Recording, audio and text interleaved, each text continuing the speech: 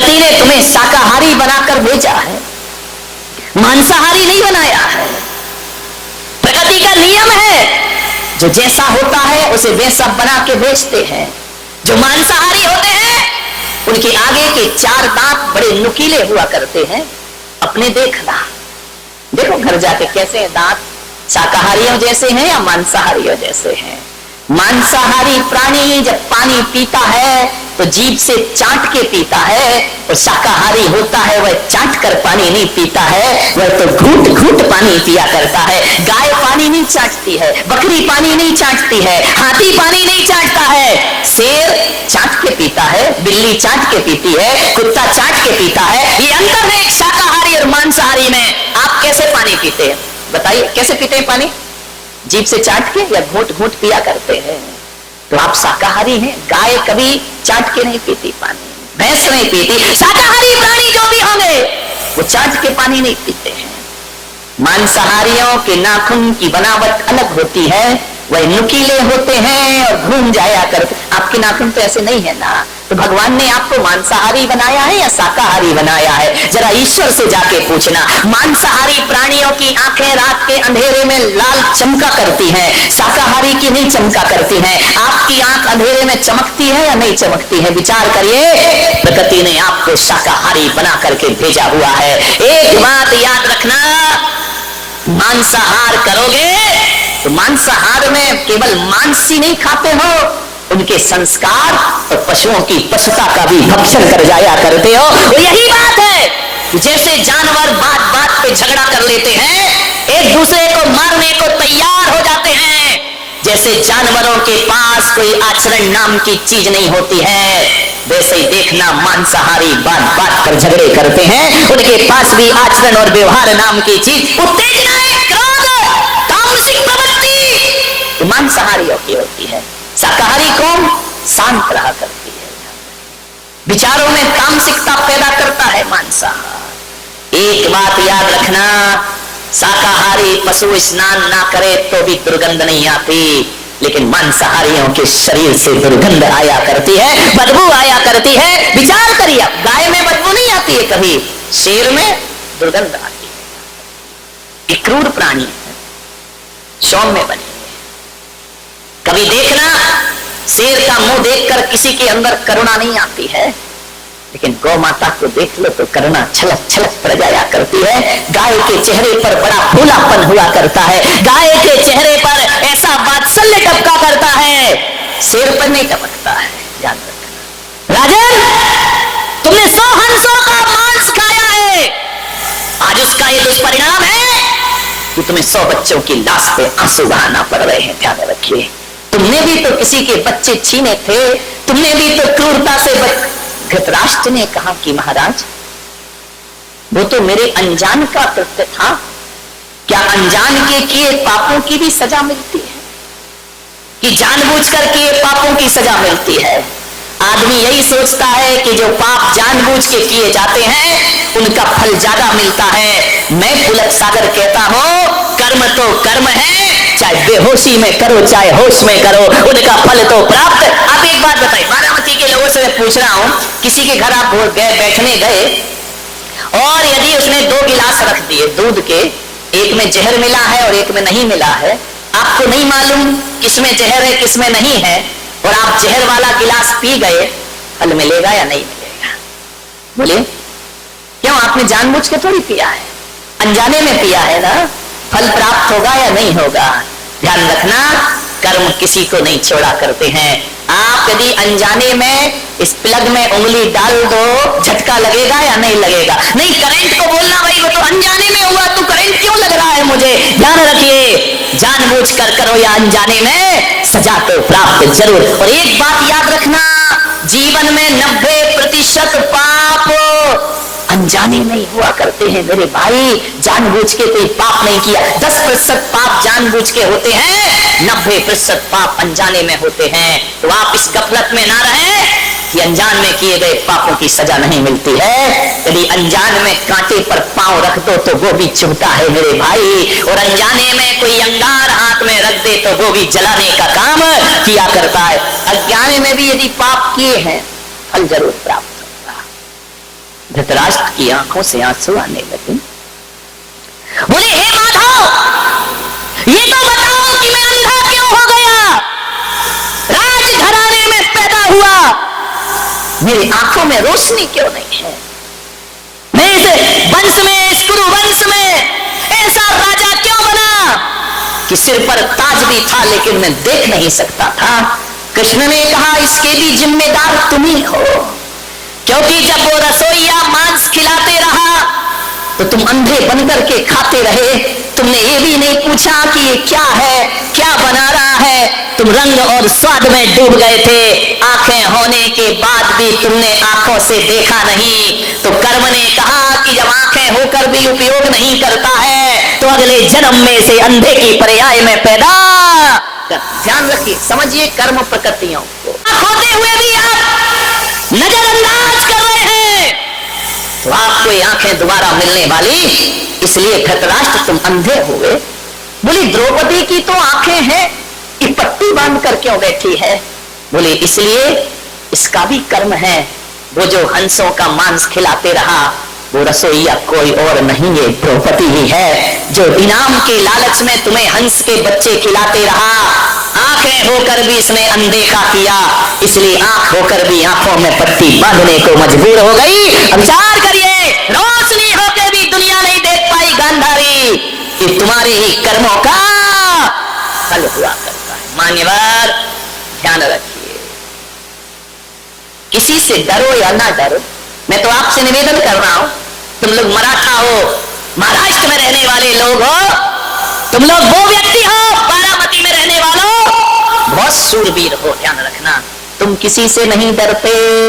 वो तो मेरी किस्मत है कि थोड़ा बहुत तुम लिहाज कर लेते हो, नहीं तो किसी से डरने वाले हैं महाराजा शिवाजी छत्रपति के वंशज लोग। विचार, आप किसी से नहीं डरते हैं, लेकिन मैं आपसे निवेदन करूंगा एक संत होने के नाते मत डरो किसी से, भगवान से भी मत डरना। उलट सागर की तो क्या औकात, मैं कह रहा हूं कि भगवान से भी मत डरना, मां बाप से भी मत डरना, बड़े भाई से भी मत डरना, समाज से भी मत डरना। लेकिन मैं आपसे एक निवेदन करता हूं कि समाज से, भाई से, परिवार से, बड़े बुजुर्गों से, गुरु से भी मत डरो। नहीं डरना तो मत डरिए, निर्भीक होकर जिए। लेकिन आपसे एक निवेदन करूंगा कि डरना तो भगवान से भी नहीं चाहिए, लेकिन आपसे एक ही निवेदन है मेरा कि भगवान से डरो या ना डरो, पर आदमी को अपने कर्मों से जरूर डरना चाहिए, क्योंकि कर्म किसी को छोड़ दे भगवान तो फिर भी छोड़ देगा, लेकिन कर्म किसी को भी छोड़ते नहीं। कर्मों को सुधार। कबीरा जब हम पैदा हुए जग हंसे हम रोए, वैसी करनी कर चलो हम हंसे जग रोए। ध्यान रख, कर्मों को सुधारिए, कर्मी सुधार लो, कर्म सुधर गया जन्म सुधर गया। ध्यान रखना, मति सुधर गई गति सुधर जाएगी, भाव सुधर गए भाव सुधर जाएंगे। ध्यान रखें, कुछ नहीं करना है, सोचना है आपको धृतराष्ट्र को 100 बच्चों की लाश पे आंसू बहाना पड़े। ये कैसी जिंदगी है हमारी? अपना पेट भरने के लिए किसी का पेट फाड़ देना, ये इंसानियत हुआ करती है।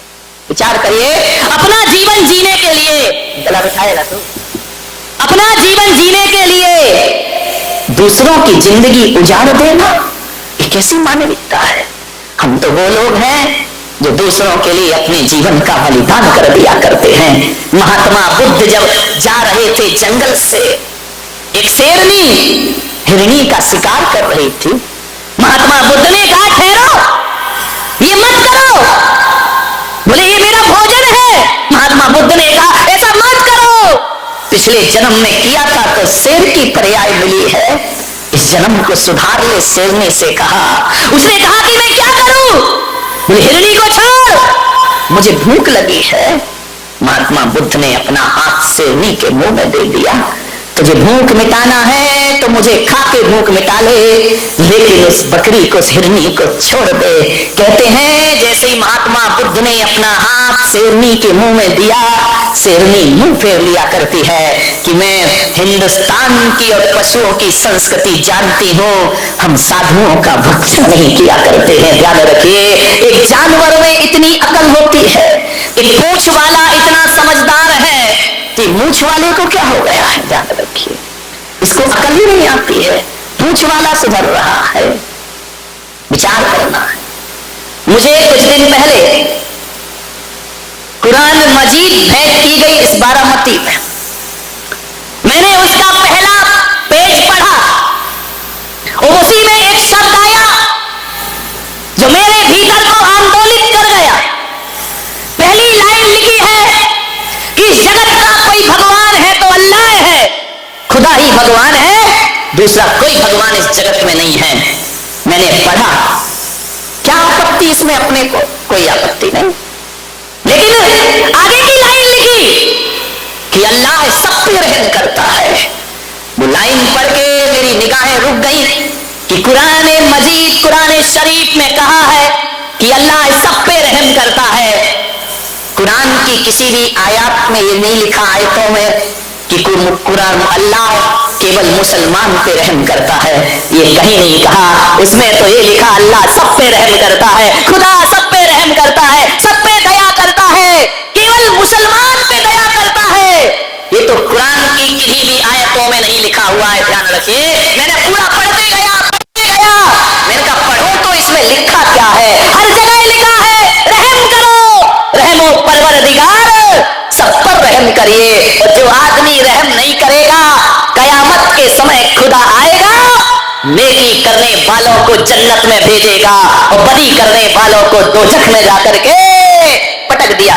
जब सब पे रहम लिखा है अल्लाह का, तो पशुओं पे रहम क्यों नहीं मेरे भाई?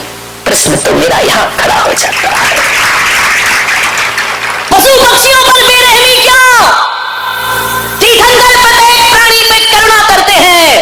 अवतार पुरुष ने प्रत्येक जीव को जीने का अधिकार दिया है, तो अल्लाह ने भी सृष्टि में सबको जीने का हक प्रदान किया है, किसी की हत्या करने का हक प्रदान नहीं किया है। किसी भी धर्म ग्रंथ में नहीं लिखा है कि आप हत्याएं करिए, ध्यान रखिए। मान्यवाद अमेरिका कहता है कि विश्व एक व्यापार है। अमेरिका का संदेश, विश्व एक व्यापार है और यहाँ केवल मनुष्य को जीने का अधिकार है। और ऋषि मुनि का देश मेरा भारत कहता है कि विश्व एक व्यापार नहीं, मेरा भारत तो कहता है विश्व एक परिवार है और यहाँ सभी को जीने का अधिकार है। वसुधैव कुटुंबकम, ये चिंतन है हमारे देश का कि एक परिवार है, पशु पक्षी हमारा परिवार है, एक इंद्रिय हमारा परिवार है, पेड़ पौधे हमारा परिवार है, सब हमारे परिवार है, सबको जीने का अधिकार है। ध्यान रखना, मान्यवर सोचना है आदमी को क्या हो गया है। ऐसी बुद्धि मारी गई 21वीं सदी के इस इंसान की कि टीवी पर देखा संडे हो या मंडे, रोज खाओ अंडे, आदमी तैयार हो गया। अब नदी एक चाल और चल गई है, अंडा शाकाहार है। ध्यान रखिए, माथा ठोक लिया मैंने, अंडा शाकाहार हो गया। अरे मेरे भाई बताइए, मुर्गी के गर्भ से पैदा हुआ है, बताओ आपने इंजेक्शन दे दे करके अंडे पैदा कर दिए हैं। अब इतने अंडे हो गए, इतने अंडे हो गए, इतने अंडे हो गए, जितनी पैदावार है उतनी खपत नहीं है अंडों की, लोग उतना खरीद नहीं रहे हैं। तो व्यापारियों ने एक षड्यंत्र रचा, बोले अभी अंडे खत्म कैसे होंगे, पैदा ज्यादा हो रहे हैं, खपत कम हो रही है, क्या किया जाए। तो ध्यान रखना, व्यापारियों ने एक षड्यंत्र रचा कि अंडे को शाकाहार घोषित कर दिया जाए ताकि शाकाहारी कौम भी इसके गिरफ्त में आ जाए। ध्यान रखना है आपको, अंडा कभी शाकाहार नहीं हो सकता है। हाँ, मैं उस दिन शाकाहार मान लूंगा जब अंडा किसी पेड़ पर लटका हुआ दिखाई देगा, तो मैं कहूंगा अंडा बचाइए अपने बच्चों को। टीवी पर ऐसे विज्ञापन आते हैं, मैं तो कहता हूं संडे हो या मंडे कभी ना खाओ अंडे। ध्यान रखना, स्वर्गों में संडे मंडे नहीं होते। ध्यान रखना, स्वर्गों में संडे मंडे नहीं होते, मुनियों के साथ गुंडे नहीं होते, अहिंसा के हाथ में डंडे नहीं होते और शाकाहारी की थाली में अंडे नहीं होते। ध्यान रखिए, शाकाहारी शाकाहार उत्तम चाल चल रहे हैं और आदमी इतना मूर्ख है, जो एडवर्टाइज देख लिया वही चाहिए हमको, जैसी स्टाइल हेयर स्टाइल देख ली हमारे छोरे तैयार, हमारी भी ऐसे ही होना चाहिए। महिलाओं ने देख ली मेरी साड़ी उसकी साड़ी से ध्यान रखिए। मान्यवर अब वही चाहिए जो टीवी पे देख लिया, अब चाहे उसमें गुण हो, उसमें योग्यता हो, क्वालिटी हो या ना हो, अब तो वही चाहिए। विचार करिए, सोचिए, ऊंचे लोग ऊंची पसंद, माणिक चंद, ध्यान रखिए। मैं विचार करिए, माणिक चंद, मिलकर शहर को बदल दो, ऊंचे लोग ऊंची पसंद, मूर्ख चंद, काय का माणिक चंद है। बस कैंसर ले रहे हो, माणिक चंद, क्या विज्ञापनों की दुनिया आ गई, जो भी देख लिया है। मैंने उस दिन बताया था, यहाँ बाल कटे, यहाँ बाल कटे, बीच में फ्लाई ओवर, ध्यान रखना क्या दशा है। बाल कटा लिए घूम रहे हैं, अब भाई टीवी पे देख लिया, वो प्रोफेशनल लोग हैं। अब बताओ, गोविंदा ऐड करता है, काय का नवरत्न तेल, जिंदगी में रामलाल ने लगाया नहीं होगा, सूंघा भी नहीं होगा, या उसे पैसे मिल रहे हैं, तुम्हें क्या मिल रहा है, ध्यान रखना। मान्यवर विचार करिए, विज्ञापन की दुनिया में ज्यादा मत भागो। एक बात याद रखो, मुझे समझ नहीं आता है विज्ञापन किसका होता है, बोलो किसका होता है विज्ञापन, बताओ सेठो, काय का ऐड होता है, जो माल कचरा होता है, ध्यान रखना। बड़े बड़ाई ना करें, बड़े ना बोले बोल, तो हीरा मुख से ना कहे लाख हमारा मोल, ध्यान रखिए।